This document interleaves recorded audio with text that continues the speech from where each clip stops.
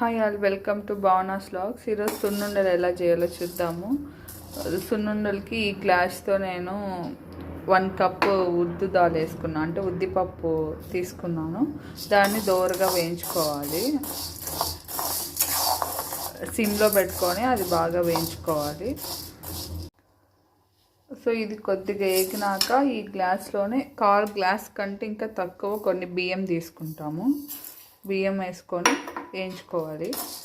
ఇవన్నీ బాగా కొంచెం రెడ్గా తిరిగే వరకు వేయించుకోవాలి.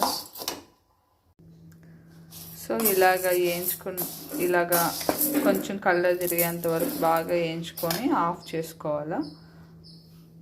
ఇది పూర్తిగా చల్లనాక పొడి కొట్టుకోవాలి. ఎక్కువ క్వాంటిటీ అయితే మనం మిషన్లో ఆడించుకుంటాం. సో తక్కువే కాబట్టి మిక్సీలో వేస్తాను నేను. చల్లరాక ఇలాగ మిక్సీ పట్టుకోవాలి. ఇది కొద్దిగా మెదిగాక యాలకులు వేసుకోవాలి.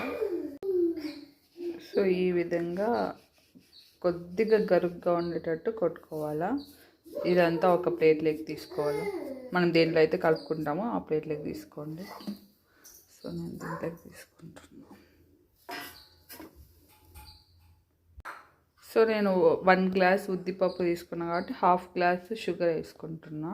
ఇది మిక్సీకి వేసుకొని పౌడర్ చేసుకోవాలా. సో షుగర్ పౌడర్ కూడా రెడీ అయిపోయింది. మనం షుగర్ ప్లేస్లో బెల్లం కూడా యూస్ చేసుకోవచ్చు. షుగర్ వేస్తున్నా. వేసి నెయ్యి వేసుకొని కలుపుకోవాలి. సో ఇలాగ రెండు బాగా మిక్స్ చేసుకొని ఇప్పుడు కొద్దిగా నెయ్యి వేసుకొని కలుపుకోవాలా. అది నెయ్యి ఇలా కరగబెట్టుకొని కొద్దిగా వేసుకొని కలుపుకోవాలి. సో ఇలాగ ఉంట వచ్చేటట్టు చేసుకునేంతవరకు కలుపుకోవాలా.